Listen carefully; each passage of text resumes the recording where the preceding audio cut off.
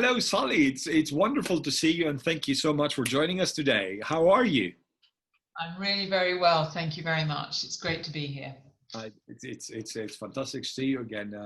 It's a pleasure, and we'll ask you a little bit about some of the stuff that I've been reading about you, and more recently we got to know each other, and we'll come to that in a second.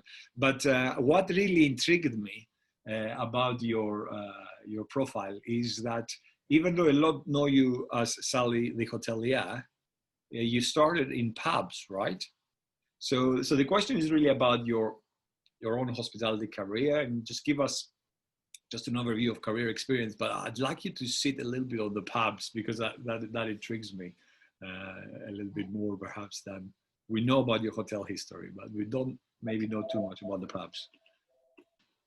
Yeah, so I was born in a pub called the Red Lion in Greenall, which is a small little village in Wales, in Wells actually, in Somerset. And so I was 18 months old, and then we went to a pub called the Monk's Arms at Caneby Corner, which is near Lincoln. Then we went to a hotel called the Berkeley Hotel in Scunthorpe. Right. And then we ran a restaurant for a while, and then we went to the Wheatsheaf in Hibblestow. So I actually didn't live in a house till I was 17. My parents, my dad his grandfather was a publican, and his father and grandfather and his great uncle. And on my mum's side, her aunts and uncles were publicans, and also their great aunts and uncles. So I'm actually a fourth generation publican stroke hotelier. Wow, that's a lot of career history there. So we used to, before going to school, we'd bottle up and do the reverse. We'd put the new bottles to the back and the old bottles to the front. I would work in the kitchen. I'd work waitressing. I would do some housekeeping. I would do the barrels. I can tap a barrel and do all the cleaning of the pipes, all this stuff. So we all just mucked in. So it was a family thing, and that's what we did. And then when I was of the right age, I'd work behind the bar and in the restaurant and in the kitchens and stuff. So here's a question for you. Can you still pour the perfect Guinness pint? Yes, I can. 100%. Brilliant. When all this palaver with COVID finishes, I gotta come and meet you, and we're both gonna test that, because I have a little bit of a little bit more. I did work in pubs and bars, and I always took pride of my Guinness pints. So yeah, we'll play with that. So and then when was the time when you took the shift from pubs into hotels? Around what? I went to Grimsby Tech and did hotel management, the HCMI, Hotel Management Institutional Catering course. And then I looked for a traineeship, and I went to the Dormy Hotel in Ferndown, which is a large event hotel, part of the De Vere Group. Right. I could have gone to the Savoy Group, but I was scared. I think coming from the northeast of England, coming to London, the name Savoy, it just felt so big. Yeah. And I felt overawed by it. So I didn't actually even apply to the Savoy, which I look back on now and thinking, where was your confidence? But anyway, I didn't. So I applied to the Dormy, and I became a De Vere trainee and worked around the departments all the departments for 2 years. I lived in, and I got 50 quid a week. And it was great fun, because you did all hours God sent, and I did nights. Yeah. I did banqueting, kitchens, whatever. They had a spa, so I worked in the spa. And every department that I went into, the head seemed to leave. So I ended up with more responsibility. I had to do more, and some trainees weren't that lucky. They just were counting linen, whereas I actually was managing the housekeeping. So. I have the suspicion this happens more often than not. I'm getting a deja vu here with my work as a training manager at the Caledonian Club, where maybe it was me. Every manager seemed to leave when I would go to the department.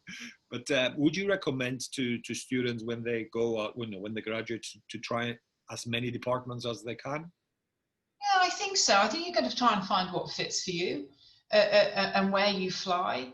At the end of the 2 years, having had a very successful sort of trainee managership across the whole of the hotel, I remember having this crisis of confidence, thinking, God, I don't know what I want to do. You know, I didn't really want to go up the banqueting route. I didn't really want to go up the food and beverage route. I didn't really want to go up the front office route either. And I spoke to the general manager saying, you know, and he said, what about sales and marketing? I thought, yeah, now that interests me. Yeah. So that's what happened. He then took me on as a sales executive. And with my old college car, which was a 2CV, I started loitering around industrial estates and started sales and marketing. And then from then, I had all that operational knowledge, but it was the sales and marketing, revenue, business stuff that I really liked. Yeah. And that set me off on a sales and marketing career. I then was sales exec to Clipper Hotels, a group of 6 hotels down the southwest, and I would sort of do all the sales and marketing for them. And then I came up to London. And I worked for what was then the Great Western Royal, which is was then a fairly knackered 3-star hotel in Paddington.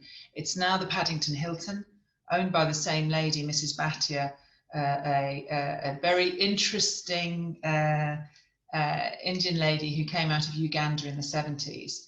Anyway, I was there for 18 months, sales and marketing manager, and then I got headhunted, which was bizarre. From that NAF hotel, which isn't now, but it was then, I got headhunted to go to the Conrad in Chelsea Harbour, which is a 5-star. Right. So that's quite a big change. I was 26, and basically it was the oddest thing that had happened in my career. It's a guy called Richard Shepherd, who cracking restaurateur, was one of the judges of the Indian Chef of the Year competition that we were hosting. And I was the organizer of that event. I brought the business in and I was running the event. And there was Edwina Curry, so it was curry with curry. And I was sort of fannying around doing all this sort of stuff for the clients. And Richard Shepherd spotted me. And he knew Doreen Boulding, who was the general manager of the Conrad in Chelsea Harbour. She was just the new general manager there. And he said to her, I've just met your new director of sales. He said, if she can go into a hotel like that, smiling every day, this girl deserves a break. So I got the interview at the Conrad, and I'm thinking, my God, this is a 5-star lovely hotel. It was part of the Hilton group.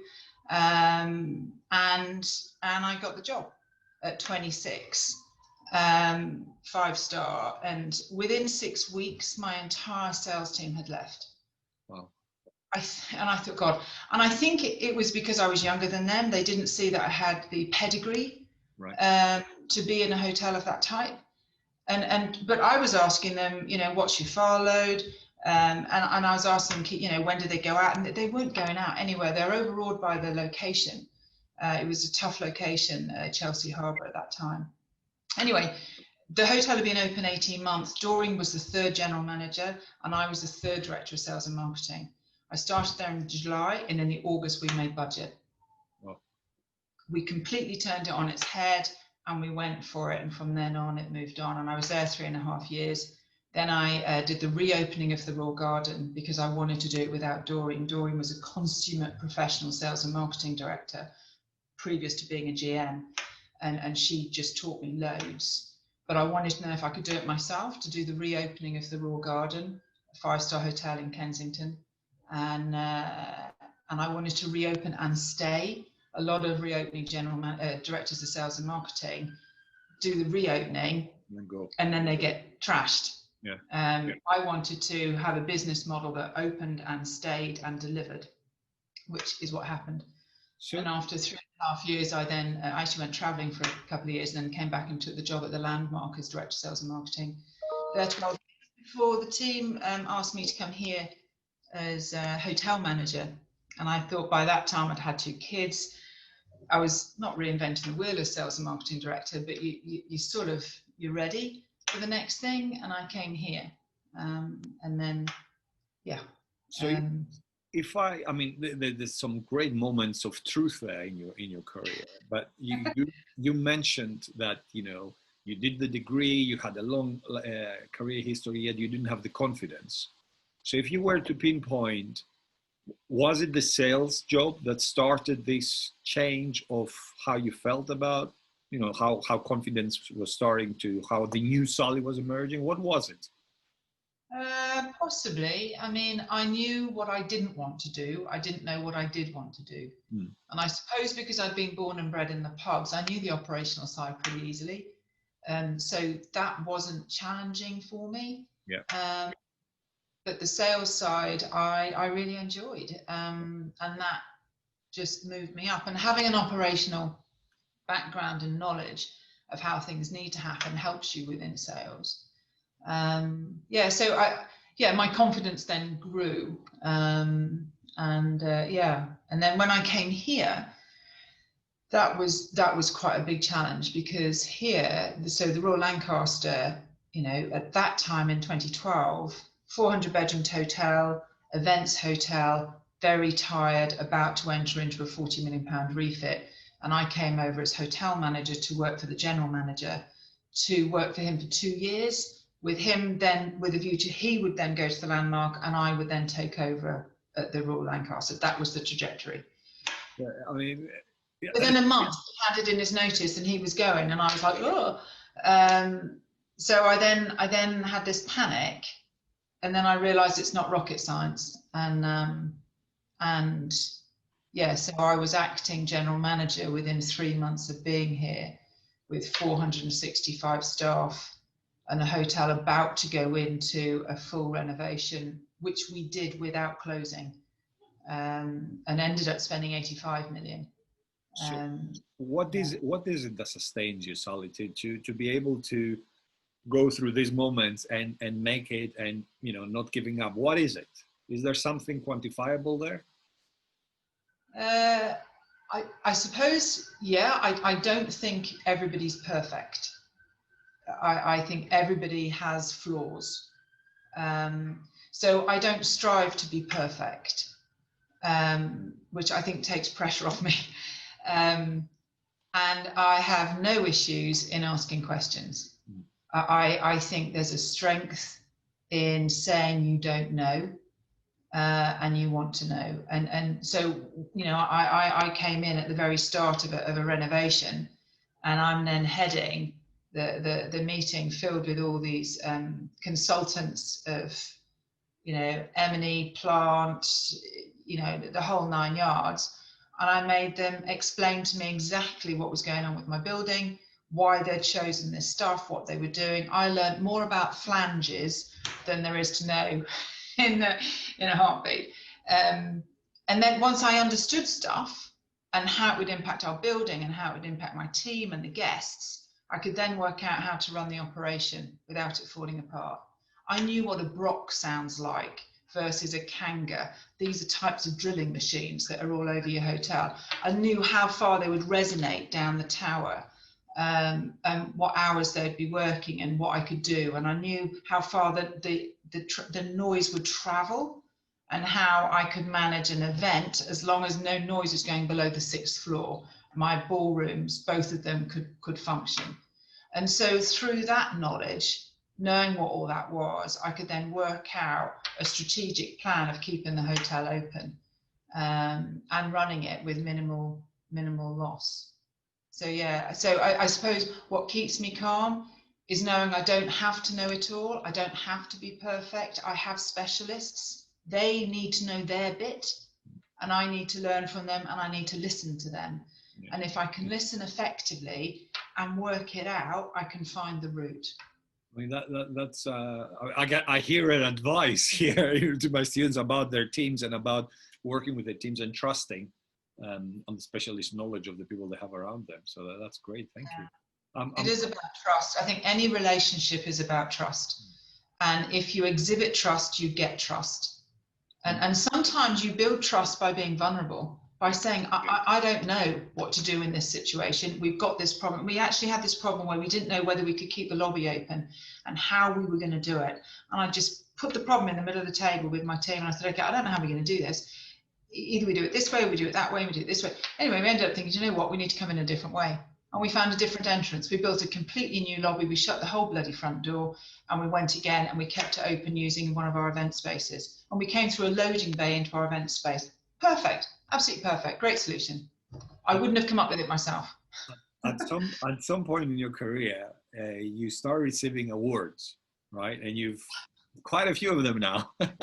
So the question is, do you know how it happened and why perhaps? And also, has it changed your leadership style at all, or has it changed anywhere about how aware you are about certain things? Maybe? I think on the winning the awards, I had no idea about the awards, the Manager of the Year, the Hotelier of the Year, the Hotelier of the Year by Preferred. I had no idea that I was in the running, that anyone had any, you know, I've got 2 daughters and a cracking husband that I like to get home to. I don't go out much, you know, I'm not out there. I just get on with stuff.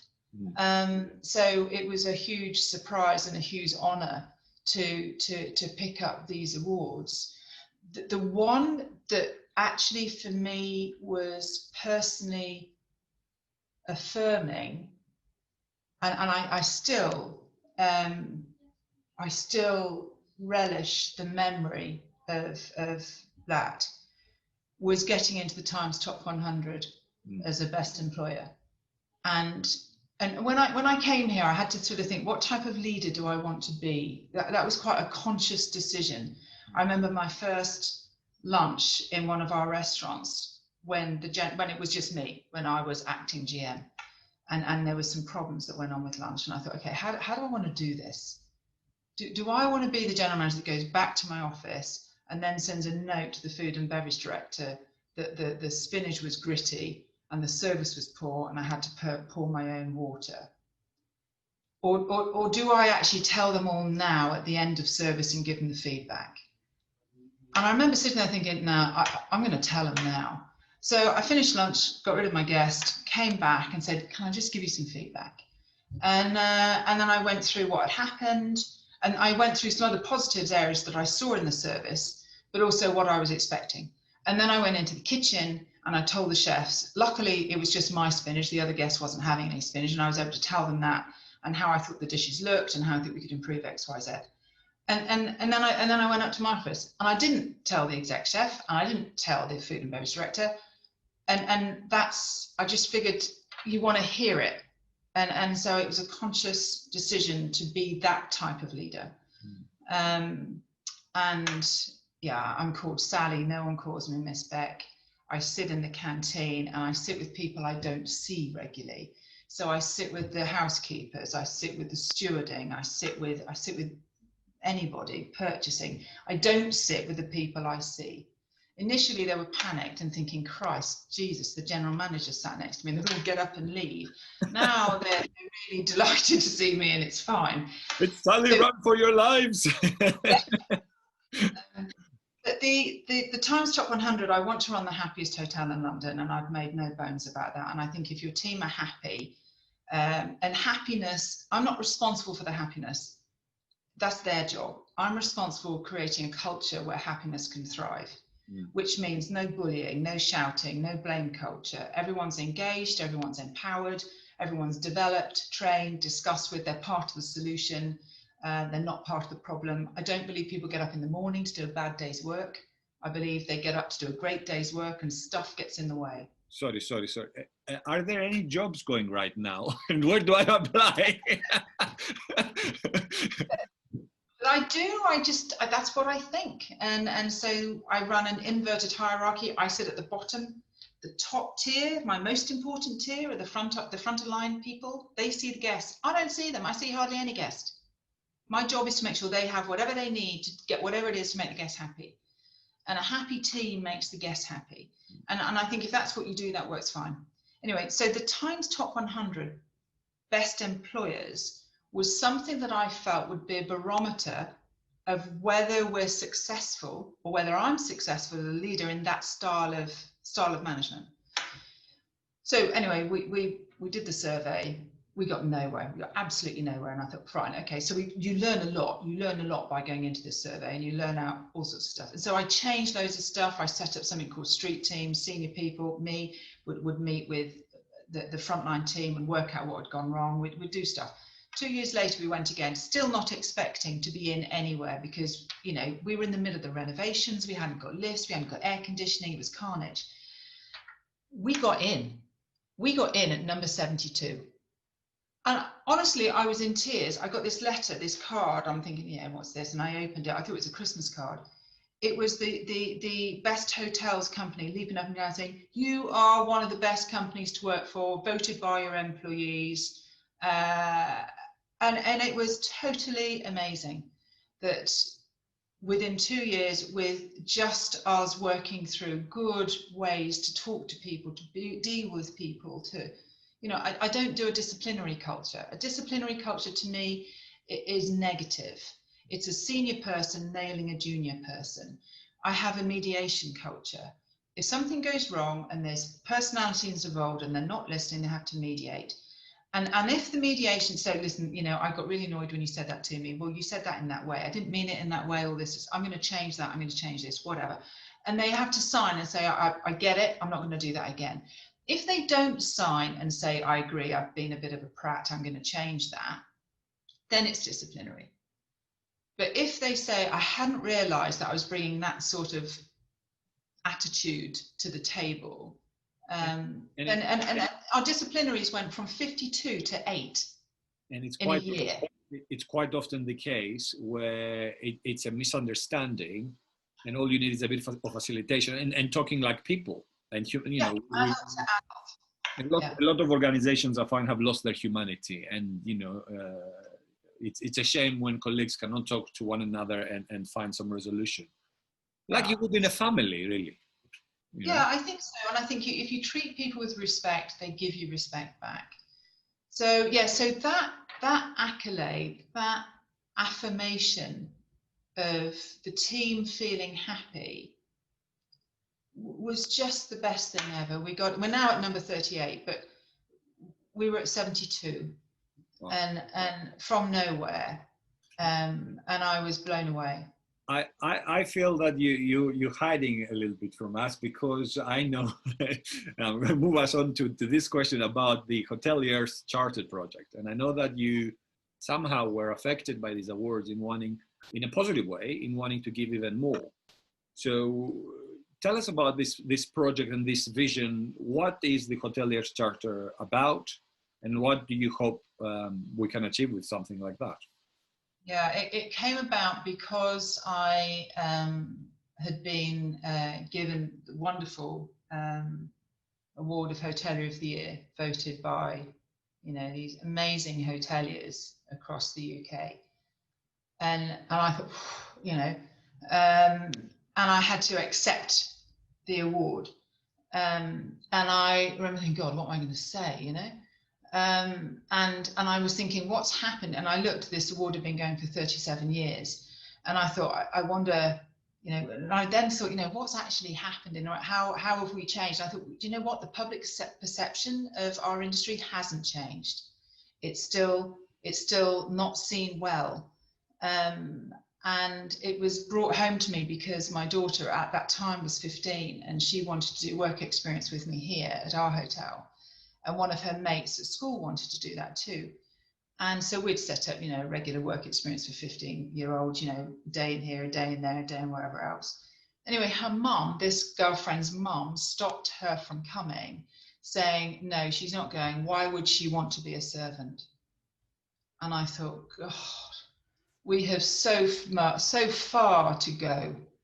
And then I thought about what the public do see about our industry. And you know, Gordon Ramsay's Hell's Kitchen is not cracking. For a parent to see chefs being bullied, that doesn't make you think, go and be a chef, my son or my daughter. And then, you know, another doyen of our industry got caught topping up pay through service charge and went on national TV and said everybody does it. And They don't. I can run a restaurant without ripping off my staff. And I thought we have to do something better. And I believe that hotels are best in class currently in hospitality. Not across everywhere, because there's some cracking hospitality outlets, but generally hotels are best in class. Transparent service charge, rotas that can be done, if not if not 2 weekly, then fortnight, then monthly. We're a 24-hour, 7-day-a-week operation. We can do flexi hours. We can do all sorts, and I felt that we can do better. And that's what's come out of that little bit of research and working with, I'm a member of the West London Hotel Managers Association. And I came back from receiving this award in Scotland for the Hotelier of the Year. And the following day, it was one of our monthly meetings that happened to be at my hotel. And I was just saying, Christ, we need to do more. And we just came up with this Hoteliers Charter. And so we were meant to launch it last year or earlier this year, but obviously with COVID, it's all been knocked sideways. And the catalyst was also trying to improve the industry's reputation in the UK, because with Brexit coming, we weren't going to be able to have that influx of wonderful European team members that make up a lot of our teams, and that we need to get the UK wanting to be invested in our industry. Obviously, that's changed now, but I still think more than ever, the hotel industry needs to elevate, because we've been battered through COVID and this pandemic. And I think the more we can talk about the positive aspects, I didn't go to university and I'm running one of the best hotels in London. In hotels, you can start as a room attendant and still run the joint, as a pot wash person and run the joint. You can do that. It's important we highlight that what makes great TV doesn't make for great hospitality culture, and we've been fighting the fight for decades now in changing the perceptions of parents and school advisors as to what hospitality truly is and how many sectors there are and what kind of careers kids can follow through. So I often question myself, why haven't we in 20 years, these discussions have been going on for longer than 20 years, why we haven't had this best practice, in not just in hotels, but in every sector of hospitality. So I'm very excited about this project, and I want to see it working, and I want to see other sectors also adopting similar charters and best practice, not just in paper, but actually delivering and doing it. To the point that maybe when I retire from academia and consultancy, maybe one day, I will hear a school advisor that will say to a kid, you know what, this is a great industry to go into because of so many different career prospects. Let's switch it into positive. Can you think over all this? You have a wonderful career and even more ahead of you. But if we look at the past, there will be many moments. But is there one moment that stays with you, either because it is hilariously funny, or because you gave us one moment where it was very, very rewarding? So I'm gonna stick with a funny or positive story that you can share. Is there one that is coming to mind? There was one that also it sits with me as a highlight in terms of a leap of faith.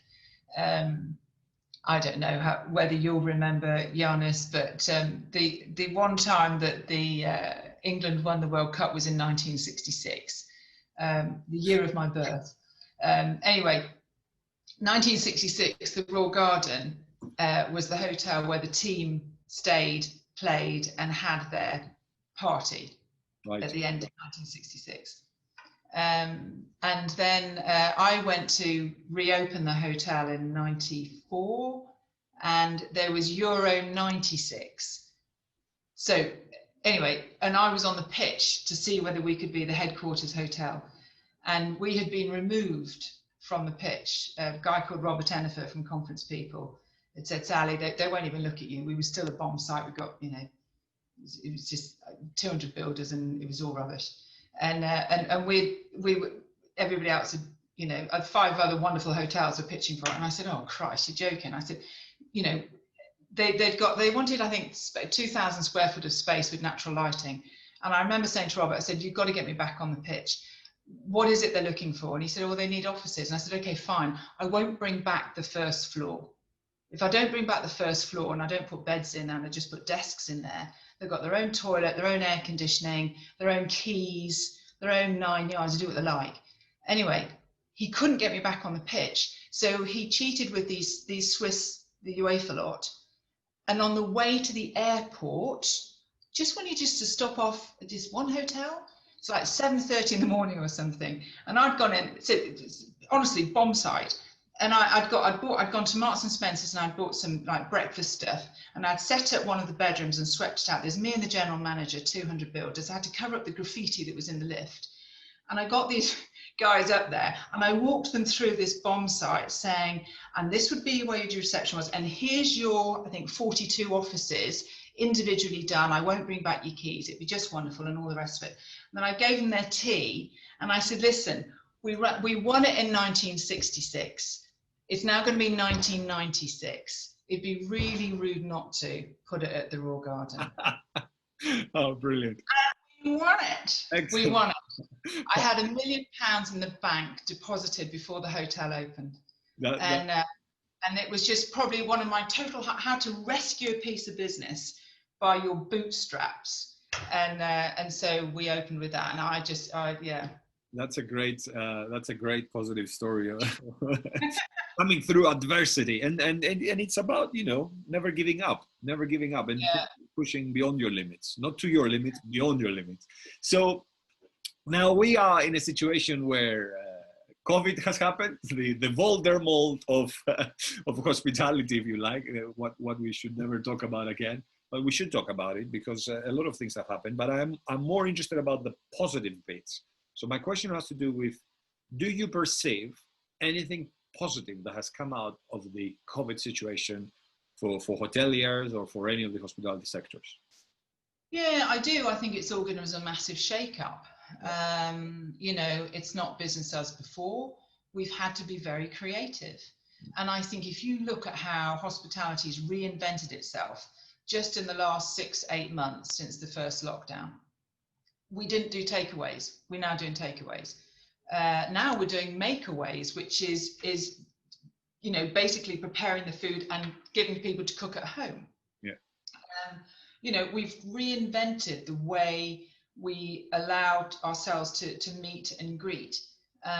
So yeah, I think the creativity and the resilience has been positive. We've all learned about a lot more flexibility. Our teams now are less siloed. You know, I've had we stayed open this last lockdown. My team have had to do everything. You know, no longer if you work in front office, is it of no interest to you what happens in the breakfast room? That's you're in there. You know that's where the guests are. You follow the guests around because we're all trying to maximise furlough and keep our business running. So you know on a Sunday morning, breakfast is going to get hit. Doesn't matter where you are, breakfast is going to get hit. So I expect everyone from front office to go to the breakfast room and help, clear tables, do stuff. And then when they get checked out, everybody else has got to come and give coffee, be nice and all the rest of it, and just be where your guests are and do everything that you can. So I think silos have been broken down. And I think that's a positive thing. So yeah, the resilience and the creativity I think that our industry has shown is heartening. Yeah. And we've got our students who will be graduating in not just my students, but any students of any university or further education college graduating in the summer. If you were to give them a piece of advice, what would you say to them? Especially because they are in a difficult year, unlike any other year that we've seen. I would say, don't feel overwhelmed. Be calm. Just be calm. And remember what I said about you. No one's perfect.